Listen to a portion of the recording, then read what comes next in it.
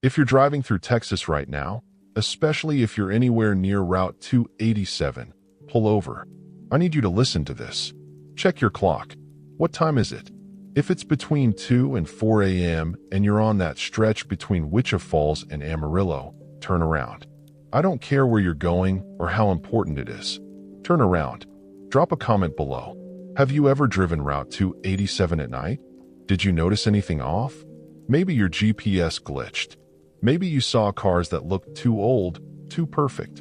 Maybe you're one of the lucky ones who drove through when it was normal. Or maybe you're one of the 17 people who messaged me saying they lost 3 hours on that road and can't remember why. My name is Trooper Marcus Webb, Texas Department of Public Safety. Badge hash 4782. Retired, forcibly retired. If we're being honest, after I filed a report about what happens on Route 287 between mile markers 147 and 157, that 10-mile stretch of highway that between 2 and 4 a.m. becomes something else entirely. The state says I suffered a psychological break, says the stress of the job finally got to me. But I know what I saw. I know what I experienced. And I have the proof. Dash cam footage they claim doesn't exist. Radio recordings they say were corrupted. And 3 missing persons who were found 20 years after they disappeared without aging a single day. This is the real story, not the official report. This is what actually happens on the highway that Texas doesn't want you to know about. I'd been a Texas state trooper for 23 years when everything went to hell on March 15th, 2021. 23 years of pulling over drunk drivers, investigating accidents, helping stranded motorists in the middle of nowhere. I knew every mile of Route 287 like the back of my hand. Every speed trap, every dangerous curve, every spot where deer like to cross. That highway was my office, my second home. That night started like any other. I was working the night shift out of the Wichita Falls District Office, patrolling the section of 287 that runs northwest toward Amarillo. It's a lonely stretch of road, 200 m of nothing but ranch land, oil pumps, and the occasional small town that's more memory than reality. The kind of place where you can drive for an hour without seeing another car, where the radio stations fade to static, and where the stars are so bright they make you feel like you're floating in space. I just passed mile marker 145 running radar near an overpass where speeders like to open up when I got a call from dispatch. Unit 23, this is dispatch. We've got a welfare check request. Go ahead, dispatch. I responded, already slowing down to find a place to turn around. Motorist reported a vehicle stopped on the shoulder near mile marker 152. Hazards on. Driver's door open. No one around. Caller said the car looked like it had been there a while. Mile marker 152. Right in the middle of what locals called the dead zone. A 10-mile stretch where cell phones didn't work. Radio signals got weird. And even satellite GPS would sometimes show you as being miles from where you actually were. The truckers avoided it at night when they could. Said it gave them the creeps. I'd always written it off as superstition. Unit 23 responding, ETA 5 minutes. The clock on my dashboard read 1:58 a.m. when I started heading north. By the time I reached mile marker 150, it had clicked over to 2 a.m. And that's when things started getting strange. The first thing I noticed was my radio. The usual static and chatter from other units faded out, replaced by something else. Music. Old music like from the 1960s, crackling through the speakers like it was coming from an AM station far away. But there were no AM stations that broadcast out here, especially not at this hour. President Johnson announced today that additional troops would be deployed to Vietnam. A news broadcaster's voice cut through the music before dissolving back to static. I reached for my radio. Dispatch, this is Unit 23. Are you picking up any interference on this channel? No response. Just that old music getting clearer now. The Ronettes singing Be My Baby. The sound quality was terrible, tiny, and distant, but unmistakable.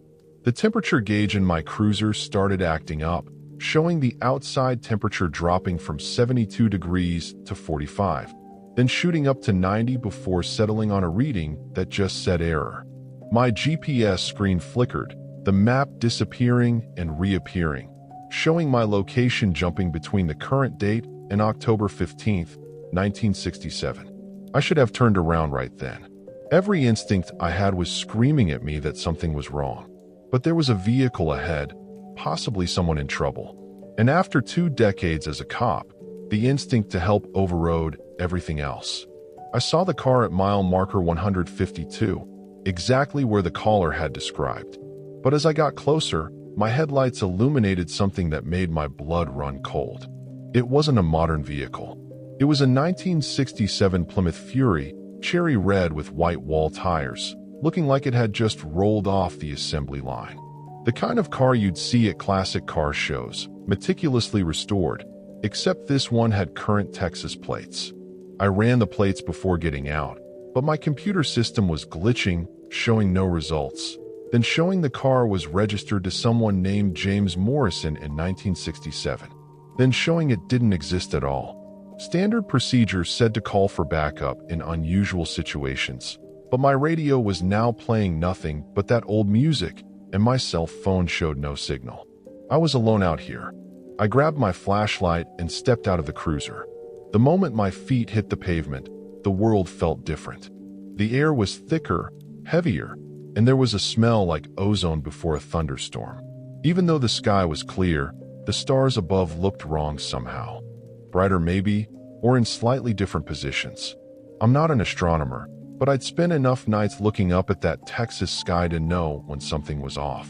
Texas State Trooper, I called out, approaching the Plymouth. Anyone here need assistance? No response. The car's engine was off, but when I put my hand on the hood, it was warm. The keys were in the ignition, the driver's door hanging open, just like the caller had described. But the interior was what really got me. The car wasn't just restored to look like 1967. Everything in it was from 1967. A newspaper on the passenger seat dated October 15th, 1967. A pack of cigarettes that hadn't been manufactured in 50 years. A receipt from a gas station showing gas at 33 cents a gallon. I leaned in to get a better look at the newspaper, and that's when I heard it. Another engine approaching from the south. I straightened up, expecting to see another motorist or maybe backup that dispatch had sent without being able to tell me. But what came into view wasn't any modern vehicle. It was a 1959 Cadillac Eldorado, massive and gleaming, moving at exactly 55 miles per hour. As it passed, I saw the driver clearly in my flashlight beam. He was wearing a fedora and a suit that looked straight out of a period movie, but it was his face that made me freeze. It was completely expressionless, eyes fixed straight ahead, hands at perfect 10 and 2 on the wheel. He didn't react to my presence, didn't even seem to see me or my cruiser with its lights flashing. And then another car passed, a 1963 Chevrolet Impala, then a 1971 Ford Mustang, then more. All pristine, all driven by people in period-appropriate clothing, all moving at exactly 55 miles per hour. All with drivers who stared straight ahead with those blank expressions. I ran back to my cruiser and grabbed my dash cam, making sure it was recording. The timestamp showed 2:15 a.m. March 15th, 2021. But the parade of vintage vehicles continued, each one perfect, each one impossible. That's when I noticed the mile markers were changing. The marker that had read 152 now showed 78. The highway itself looked different, narrower, the asphalt darker and less worn. The modern reflective lane markers were gone, replaced by simple white paint.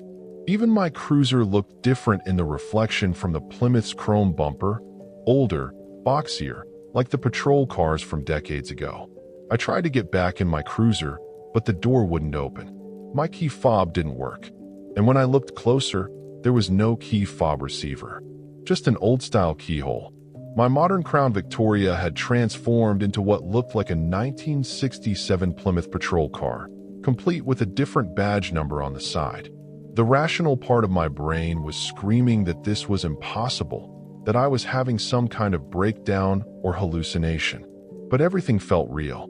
The cold metal of the car door, the smell of leaded gasoline from the passing vehicles, the sound of older engines without modern emission controls. I looked at my uniform and nearly collapsed. It had changed, too. My modern polyester uniform was now wool, heavier, and cut differently. My badge was different. Still Texas State Trooper, but an older design. My service weapon was no longer a Glock, but a Smith & Wesson Model 19 revolver. And then I heard the radio in my transformed cruiser crackled to life. Not my modern digital radio, but an old analog system. Unit 14, this is dispatch. What's your 20? Unit 14. That had been my badge number when I first joined the force in 1998. But the voice coming through the radio wasn't any dispatcher I knew. It sounded older, more formal, with a slight accent that you didn't hear much anymore. Unit 14, please respond. We have a report of an abandoned vehicle near mile marker 78. Mile marker 78. The same number the sign now showed. Even though I knew I was at marker 152, or had been, or would be, time seemed to have become negotiable. I reached for the radio handset, my hand shaking. Dispatch, this is Unit. I paused. Was I Unit 23 or Unit 14? Was it 2021 or 1967? Was I Marcus Webb, 23-year veteran, or was I someone else entirely? Before I could decide how to respond, headlights appeared in the distance. But these were different from the vintage cars that had been passing. These were modern, bright LED headlights.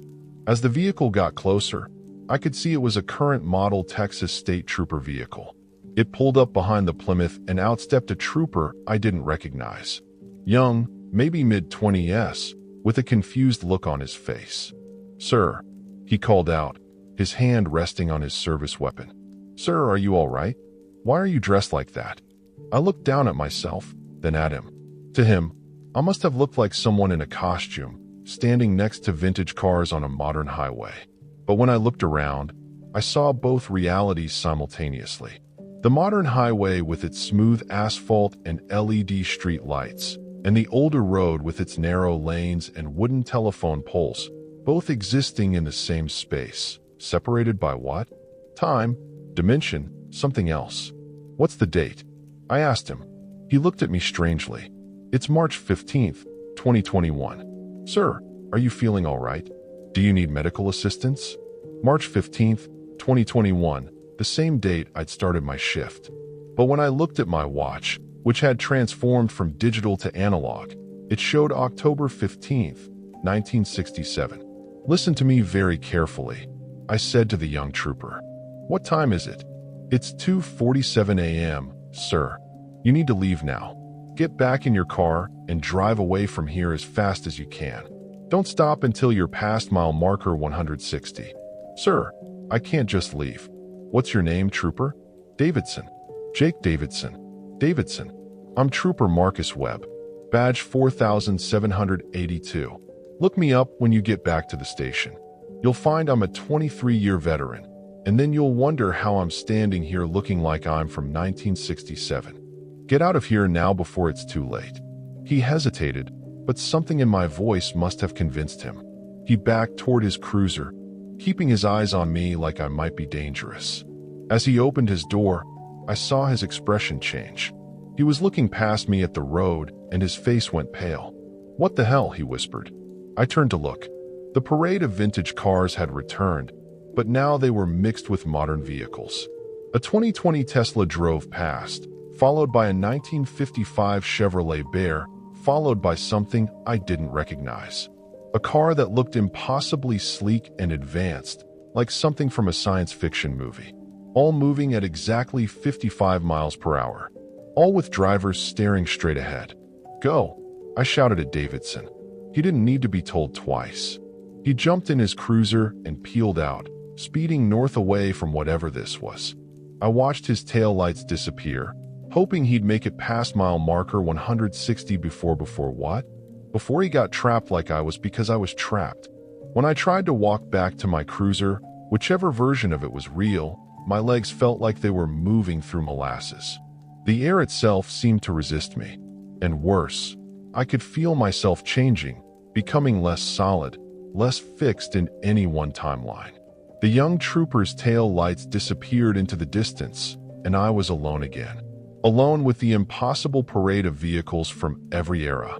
Alone with a highway that couldn't decide what decade it existed in. Alone with the growing realization that I might never leave this 10-mile stretch of road.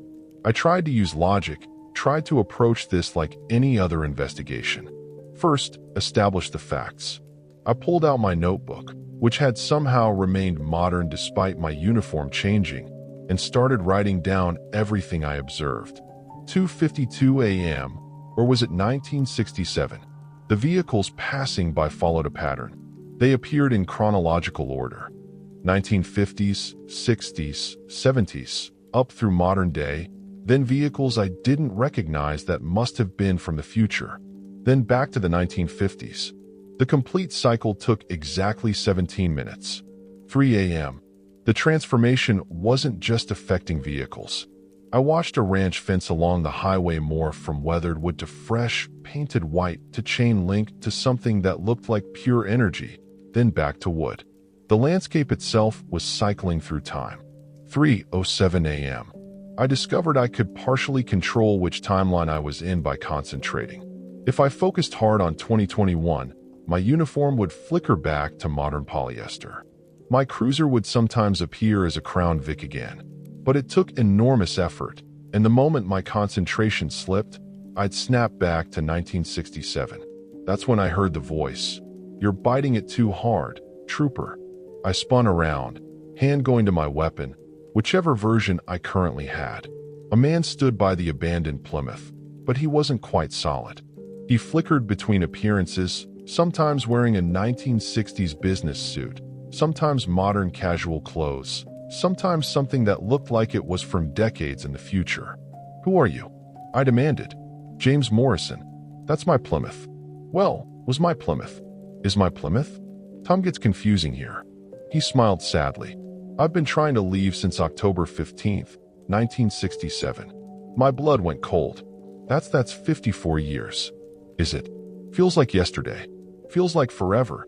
Both. Neither." He walked toward me, his form solidifying slightly. In this moment, he looked about 40, wearing a suit from the late 60s. "You're new, still fighting it. That's good. Means you might still have a chance." "A chance to what?" "To leave. But you have to understand what this place is first." He gestured to the highway stretching in both directions. "This isn't just a road. It's a scar. A place where something went wrong with time itself." "That's impossible." James laughed, but there was no humor in it. "Officer, you're standing on a highway that exists in all time simultaneously talking to a man who's been missing for 5 decades, and your own uniform can't decide what era it belongs to. Maybe it's time to expand your definition of possible." He had a point. I put away my weapon, realizing how useless it would be against whatever was happening here. "What caused this?" I asked. "October 15th, 1967. There was an accident, a big one. Military convoy carrying something classified, probably from that base up near Amarillo. Pantex where they work on the nuclear weapons. Truck jackknifed right at mile marker 152. Whatever they were carrying, it didn't explode. It did something worse. It broke time. And you saw this?" I was driving home from a business trip. Saw the whole thing. The truck split open and this light came out. Not regular light. Light that moved wrong, bent wrong. It washed over this whole stretch of highway, and suddenly everything was happening at once. Past, present, future, all existing simultaneously. But the highway is still here. People drive on it every day. During the day, yes, and most nights, too. But between 2 and 4 a.m., when the barrier between times is thinnest, this section reverts to its true state, unstuck, unfixed, a temporal anomaly that the government would rather pretend doesn't exist. The government knows. James laughed again. Of course, they know. Why do you think there's never any construction here? No improvements, no maintenance between markers 147 and 157. They've tried to fix it, tried to contain it. Nothing works. So, they just manage it, keep it quiet, discredit anyone who talks about it. I thought about Trooper Davidson, who'd seen me and fled. Would anyone believe him? Would they believe me? You said I still have a chance to leave. How?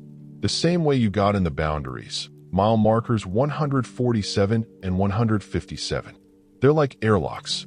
During the transition times, 2 a.m. and 4 a.m., they're permeable. You can pass through them if you're quick, if you don't get distracted, if you don't let the highway claim you. But you've been here for decades. His face fell. I waited too long. Got fascinated by it all. Started exploring, trying to understand. Met others who were trapped. People from the 1950s, the 1970s, the 1990s. Even met some people from the future, though they're harder to understand. By the time I tried to leave, I'd been here too long. The highway had claimed me. I exist here now in all times and no time. Others? How many others? 17 permanent residents last I counted. Though permanent is relative when time doesn't work right. Some fade in and out. Some only exist on certain loops. There's Betty Chun from 1952 still looking for her husband who was driving the car ahead of her when she got trapped. Tom Washington from 1984, a trucker who jackknifed trying to avoid something that hadn't happened yet. Sarah Kalinsky from 2003, a college kid who was texting and driving when she entered the anomaly. She's stuck in a loop, always reaching for a phone that exists in a different timeline. And they're all still here, still alive, dead, neither, both. Time doesn't mean what you think it means here. You age and don't age. You exist in multiple states. Young, old, not born yet, long dead, all simultaneously. I felt nauseous. The thought of being trapped here, experiencing all times at once, never able to leave. How do I get out? I asked urgently. What do I need to do? First, check your watch. Your real watch, not the one that changes. I looked at my wrist. My digital watch flickered between showing 3:24 a.m. March 15th, 2021, and an analog showing times from dozens of different dates. Focus on your real time, James instructed. Hold on to it. That's your anchor. Then drive. Don't walk. Drive straight toward mile marker 157. Don't stop. Don't look at the other cars. Don't listen to the radio. Don't help anyone who seems to need help. Just drive. What about you? Can't you come with me? He shook his head, his form starting to flicker more rapidly. I told you I'm part of this place now. But you're not. Not yet. You have maybe 30 minutes before the highway starts to claim you. After that, I become like you. If you're lucky. Some people fragment completely, existing as echoes across multiple timelines. Others get stuck in loops, reliving the same moment forever. Trust me, becoming a permanent resident is actually one of the better outcomes. I ran back to my cruiser. Whichever version of it was most real. The door handle felt solid under my hand. A good sign. The engine started on the first try. Better. But when I looked in the rearview mirror, I saw 3 different versions of myself looking back. The 2021 me, tired and terrified. A younger me from 1998, fresh-faced and confident. And an older me, grizzled and wearing a uniform I didn't recognize from sometime in the future. Don't look, I told myself, focusing on the road ahead. I put the car in drive and started north toward the mile marker 157. The speedometer read 55 miles per hour, but it felt like I wasn't moving at all. The scenery outside rippled and shifted, showing me the same stretch of road in dozens of different time periods. I passed a covered wagon train from the 1800s. I passed hover vehicles from some unimaginable future. I passed myself in my own cruiser going the opposite direction, trapped in some other loop. The radio crackled to life, cycling through stations and eras. President Kennedy announced today, the first Mars colony established. Republic of Texas Rangers report Comanche raids.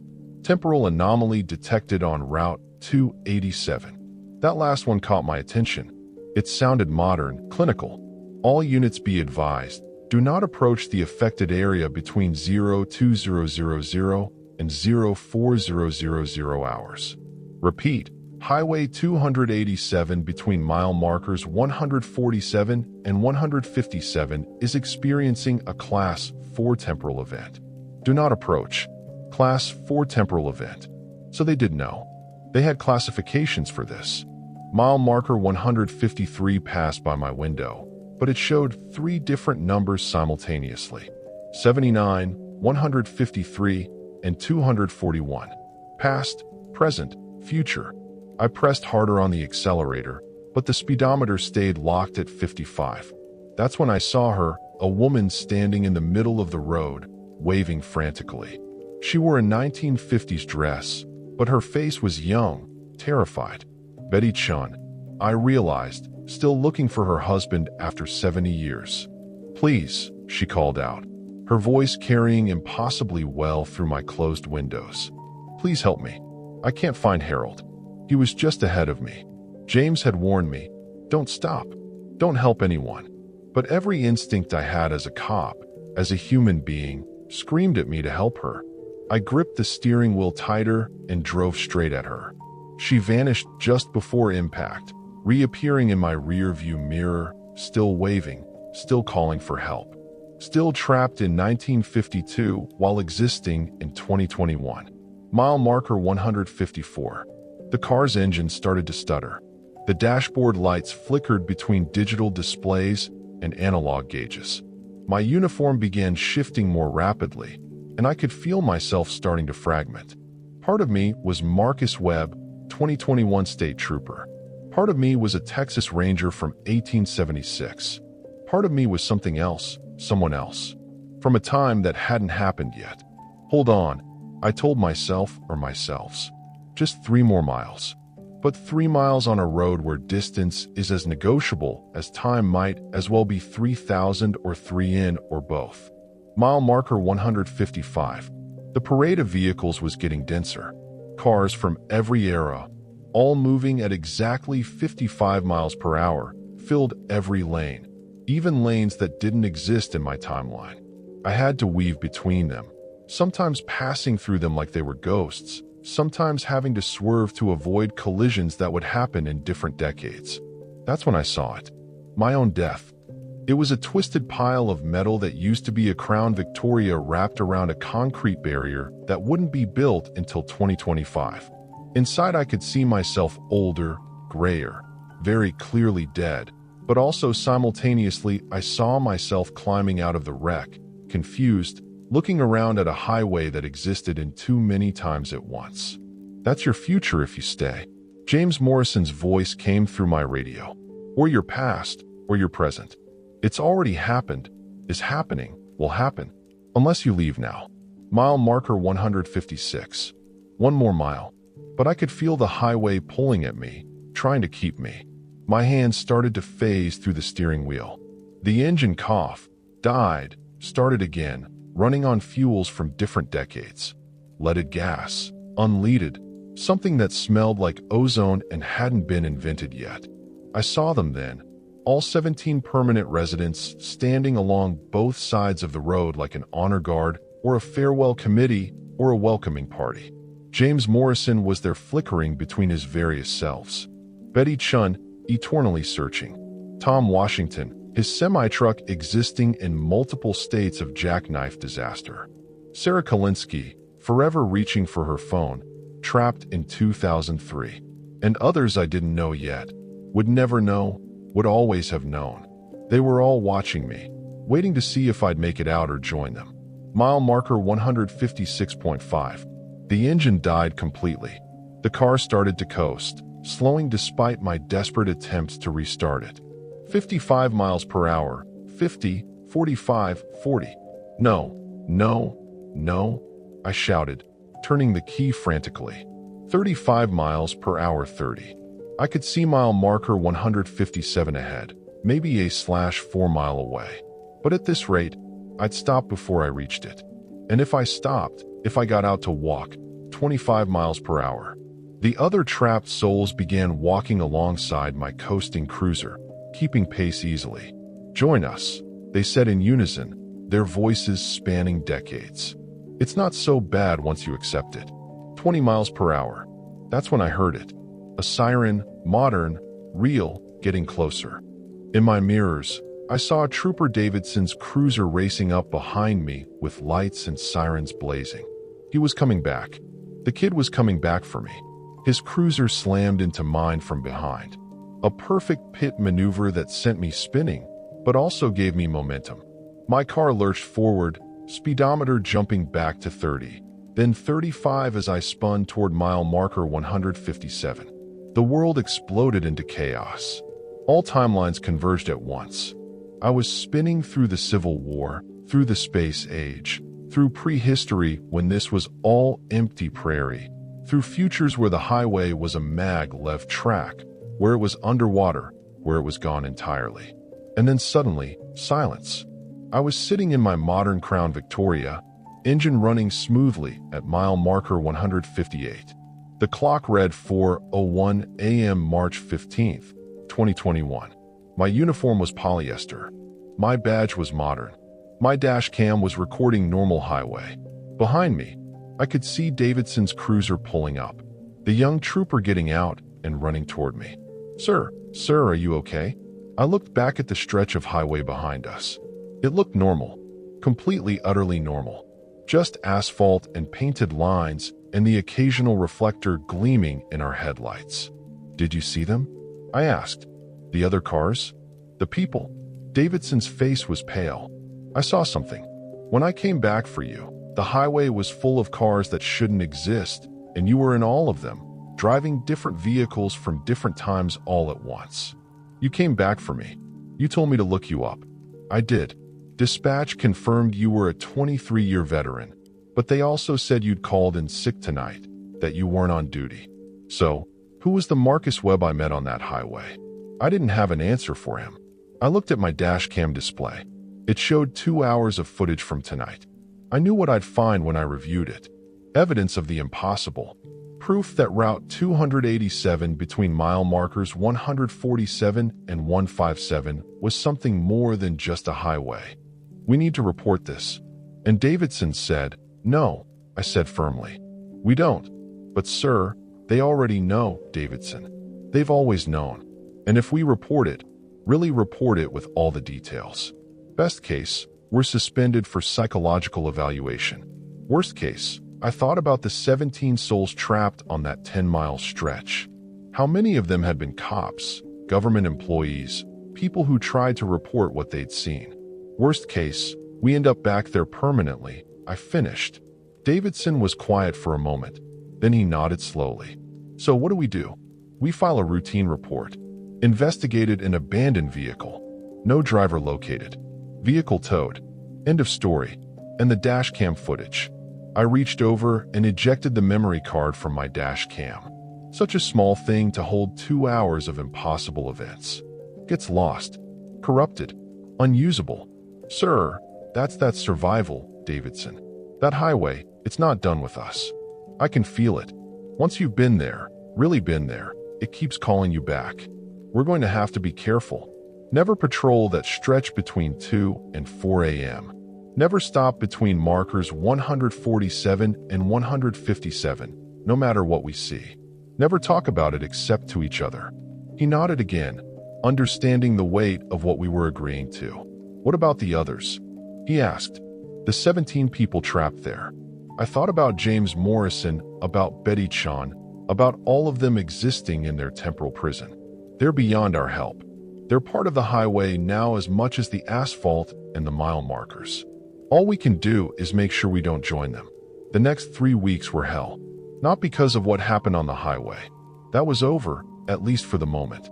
The hell was trying to live with the knowledge of what existed out there while pretending everything was normal. I went back to my regular shifts, wrote my regular tickets, responded to regular calls, but nothing felt regular anymore. Every time I drove past mile marker 147, even in broad daylight, I could feel it pulling at me. The highway wanted me back. And worse, part of me wanted to go back. Davidson was struggling, too. He started requesting day shifts only, making excuses about family obligations. But I knew the truth. He was having the dreams, the same ones I was having. Dreams where we were driving that stretch at 2 a.m. windows down. Radio playing music from every decade at once. Dreams where we belong there, had always belonged there, would always belong there. It was April 2nd when everything changed again. I was at home, supposedly off duty, when my personal phone rang. The caller ID showed a number I didn't recognize, but something made me answer. Trooper Webb. The voice was female, professional, with that particular tone that screamed, federal government. Who is this? Agent Diana Mitchell, Department of Temporal Investigations. I almost laughed. Department of what now?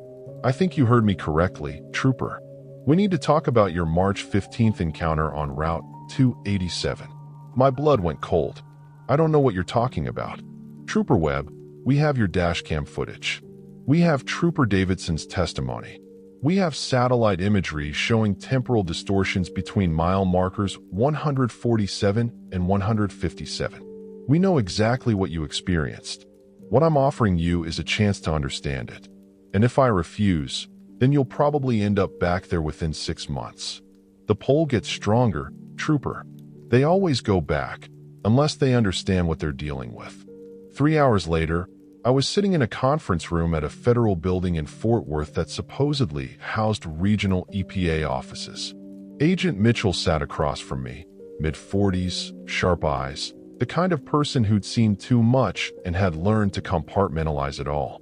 She slid a tablet across the table. On it was video footage, my dashcam footage, but enhanced, clarified. I could see the vintage cars clearly, could see the timeline shifts, could even see the multiple versions of myself in the mirrors. How? I asked. The camera recorded everything, even the things that shouldn't exist. We have software that can extract and analyze temporal anomalies. Your footage is actually some of the clearest we've ever recovered from Highway 287. So, you do know about it. We've known since 1967, the night it happened. She pulled up another file. October 15th, 1967, a convoy from Pantex was transporting something we called a temporal resonance device. Experimental technology based on some Nazi research we'd acquired after World War II. It was supposed to be a weapon, something that could age enemy equipment to uselessness or restore our own damaged vehicles to pristine condition. Time manipulation. Localized temporal adjustment technically, but yes, the convoy was hit by a drunk driver at mile marker 152. The containment unit cracked. The device activated, and instead of a localized effect, it created what we call a temporal fracture zone, a 10-mile stretch of highway that exists in quantum superposition, experiencing all possible timelines simultaneously. And you just left it there. Mitchell's expression hardened. We've tried everything. Removing the road, building a bypass, even attempting to detonate the zone out of existence. Nothing works. The fracture repairs itself, rebuilds the highway exactly as it was. It's become a fixed point in spacing. All we can do is manage it. Manage it how? By monitoring who goes through during the active hours, by discrediting those who talk publicly, by recruiting those who've experienced it and survived. She leaned forward. People like you, Trooper Webb. You want me to work for you? I want you to help us understand something. You see, most people who encounter the TFC either get trapped immediately or flee and never return. But you did something different. You interacted with the permanent residents. You spoke with James Morrison. I stiffened. You know about Morrison? We've been tracking him since 1967. He's become something of a temporal anchor for that zone. His presence stabilizes it somewhat, keeps it from expanding. But recently, he's been more active, talking to travelers, trying to warn them. We think he's planning something. Planning what? Mitchell pulled up another file. This one showed a graph with dates and times, patterns I didn't understand. Every 54 years, the fracture zone experiences what we call a resonance event. The barriers between timelines become completely permeable. For one night, the zone expands beyond its usual boundaries. The last one was October 15th, 1967, the night it was created. The next one is October 15th, 2021. I did the math. That's 6 months from now. 6 months and 13 days to be precise. And based on our calculations, this resonance event will be different, stronger. The zone could expand to cover the entire highway, maybe further. Unless what? Unless we can convince the permanent residents to help us contain it. And the only person James Morrison has spoken to in 20 years is you. I sat back processing all of this. A government department that dealt with temporal anomalies. A highway that existed in all times at once. And somehow I was now part of it all. What exactly are you asking me to do? Go back tonight. Talk to Morrison. Find out what he knows about the resonance event. Convince him to help us. You're insane. I barely got out last time. You'll have support this time. She gestured to the door and 2 other agents entered. They looked normal enough, but there was something off about them. Something I couldn't quite place. Agents Chun and Harrison. Mitchell introduced them. They're specialists in temporal navigation. They've both been through the zone multiple times. Chun, no relation to Betty Chun from 1952, I hoped, nodded at me. The trick is not fighting it, he said. His voice had an odd quality, like it was coming from multiple distances at once. Except that you exist in multiple timelines, but choose which one to act in. Easy for you to say. Harrison laughed, and I realized what was off about them. They flickered just slightly like James Morrison had. They had spent so much time in temporal anomalies that they weren't entirely fixed in one timeline anymore. It gets easier, Harrison said, or harder depending on your perspective. And when you are, Mitchell stood up. The choice is yours, Trooper Webb. Help us, and we can teach you to manage the pull, to resist the zone's call. Refuse and well, statistics say you'll be back there within 6 months anyway, permanently. I thought about the dreams, about the constant pull I felt toward that stretch of highway. I thought about Davidson, young and scared, counting on me to know what to do. I thought about the 17 souls trapped there and the possibility of that expanding to cover hundreds of miles of highway. When do we leave? I asked. Midnight, Mitchell said. We'll enter the zone at exactly 2:00 a.m. The hours until midnight passed too quickly. I called Davidson, told him I was handling something, that he should stay away from 287 tonight no matter what. He understood without me having to explain. The kid was smart. At 11:45 p.m., I met Mitchell and her team at a staging area just outside Wichita Falls. They had 3 vehicles, modern SUVs with government plates. But I could see modifications, extra equipment that looked both cutting-edge and impossibly ancient. Temporal stabilizers, Chin explained, noticing my stare. They help us maintain coherence in the zone. Won't stop the timeline shifts, but they'll keep us from fragmenting completely. Comforting.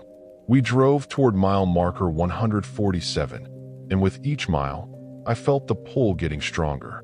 The clock on the dashboard read when we reached the boundary. Remember, Mitchell said over the radio, we're looking for Morrison. He usually manifests near the original accident site at marker 152. We make contact, deliver the message, and get out. No deviations.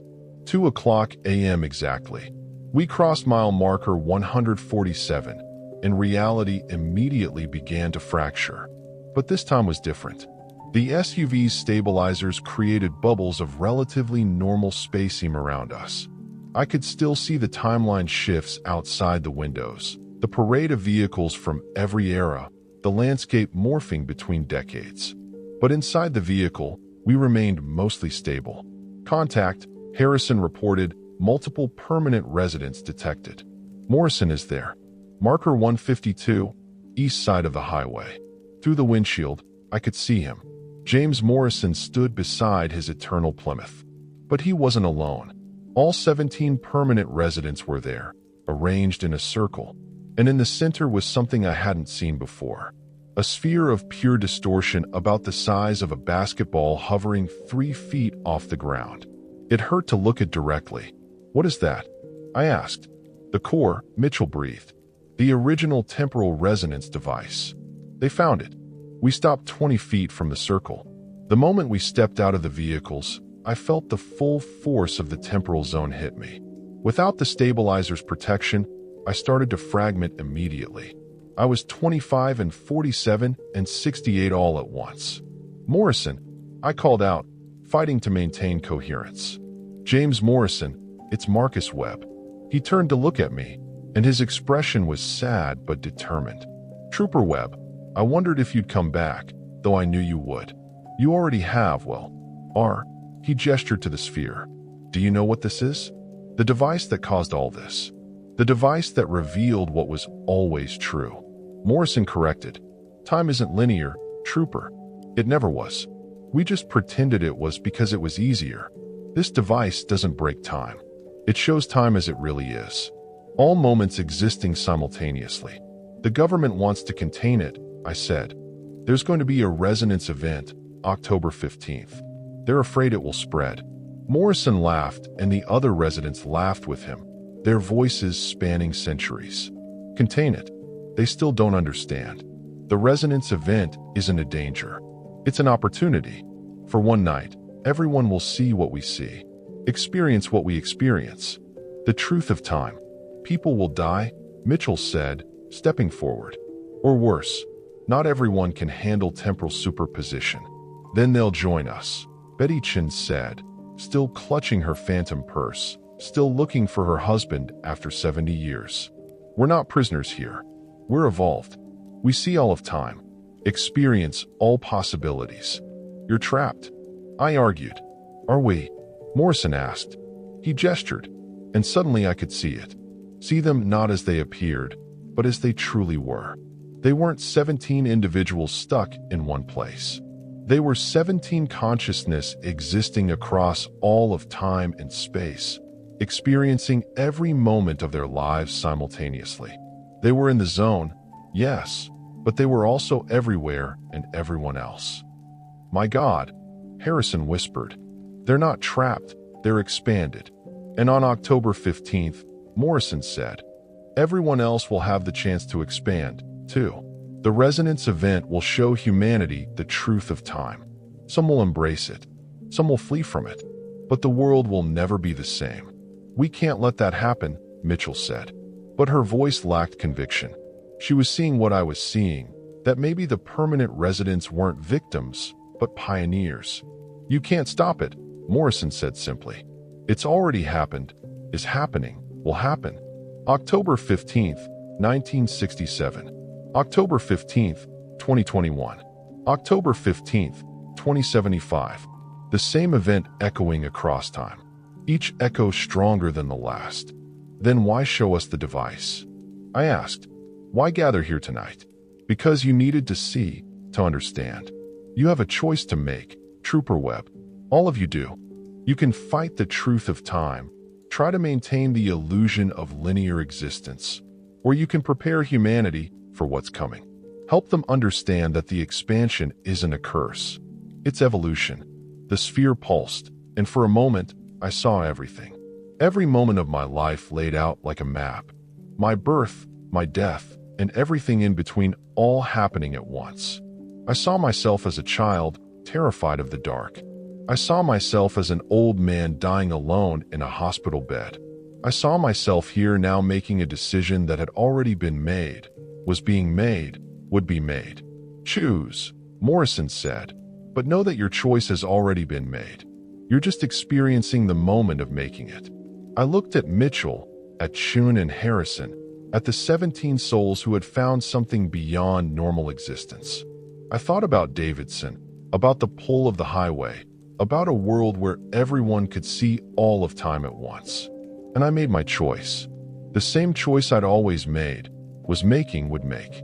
October 15th, 2021, 11:47 p.m.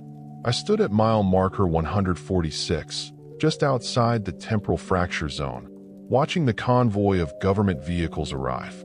6 months had passed since that night when Morrison showed us the device. 6 months of preparation, of impossible decisions, of trying to warn a world that didn't want to believe. Agent Mitchell stood beside me, her face grim. She'd aged years in those 6 months. The weight of knowing what was coming etched in every line. "Last chance to back out. Webb," she said. "Back out of what? It's already happened. Is happening. Will happen."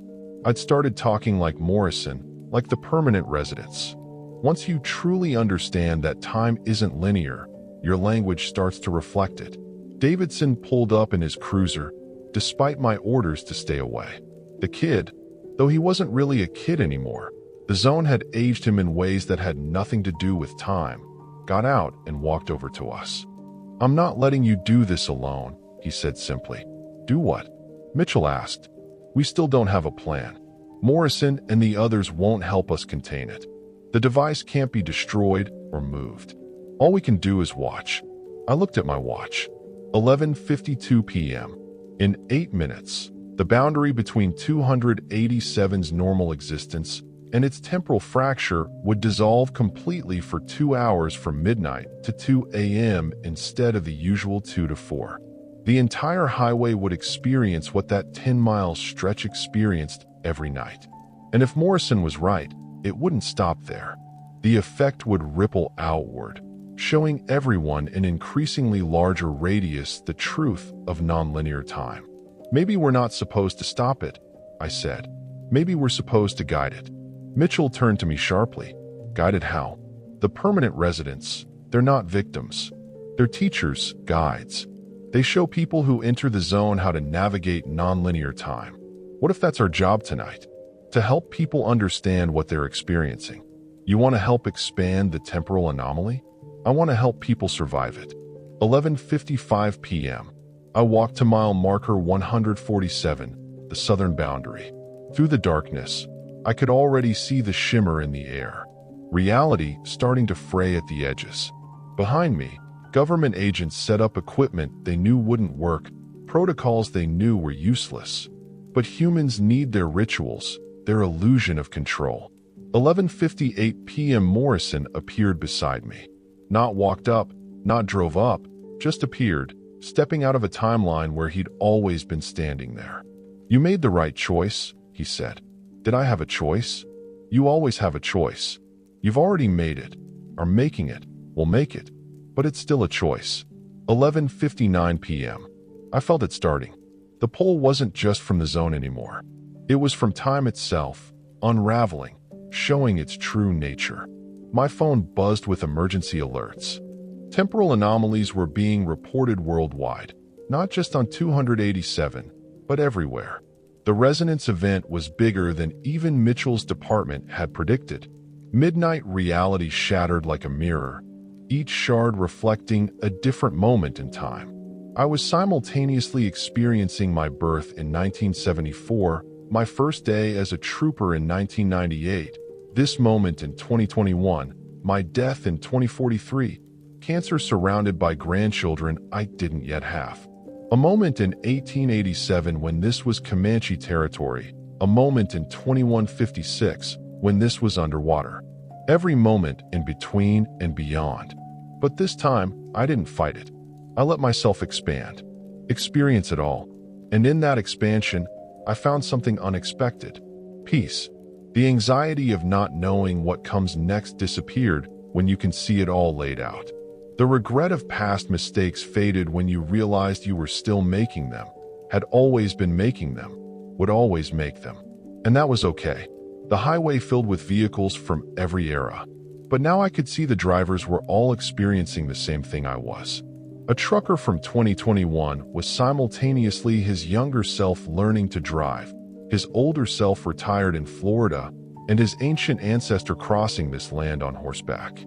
A family in a minivan existed as grandparents, parents, children, and grandchildren all at once. Some people screamed, some laughed, some, like me, simply accepted. Davidson was struggling, trying to maintain his linear perspective. I reached out, not physically, but across timelines, and showed him how to navigate, how to choose which moment to experience while being aware of all moments. "This is insane," he said. "Flash is saying we'll say this is truth." I replied across all times. The zone was expanding as Morrison had predicted. Millim marker 147 became 140, then 130, then 120. Reports came in over radios that existed in multiple decades. Dallas was experiencing temporal shifts. Austin, Houston, San Antonio. Texas was unstuck in time, but also New Mexico, Oklahoma, Louisiana, the entire continent, the entire world. For 2 hours that lasted eternity and no time at all, humanity experienced nonlinear time. 7 billion people suddenly seeing their entire existence, past, present, future, simultaneously. The young experienced being old. The old experienced being young. The living experienced death. The not yet born experienced life. It should have been chaos. Should have been the end of civilization. Instead, it was transformation. Because when you can see all of time, certain things become clear. Every war that would be fought, had already been fought, was being fought, would be fought, and they all ended the same way, in grief and loss. Every life that seemed cut short was also lived to fullness in other moments. Every goodbye was also a hello. Every ending was also a beginning. Some people couldn't handle it. They retreated into single moments, locking themselves into linear time through sheer will. They would live the rest of their lives pretending that night hadn't happened. That time was still a simple line from birth to death. But others embraced it, learned to navigate between moments, to exist in multiple times while functioning in the present. They became like Chun and Harrison, slightly unstuck but still functional.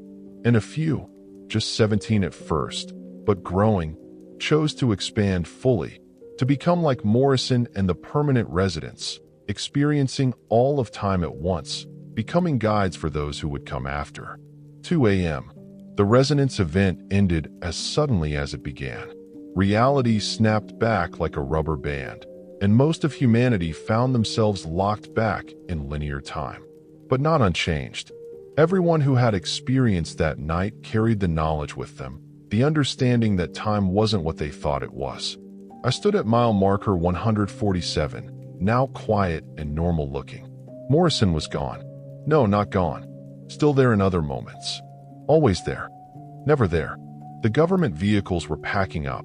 Mitchell talking rapidly into a phone about containment and cover stories that we all knew wouldn't work. So what now? Davidson asked. He looked different. Older, younger, timeless like me. Now we do our jobs, I said.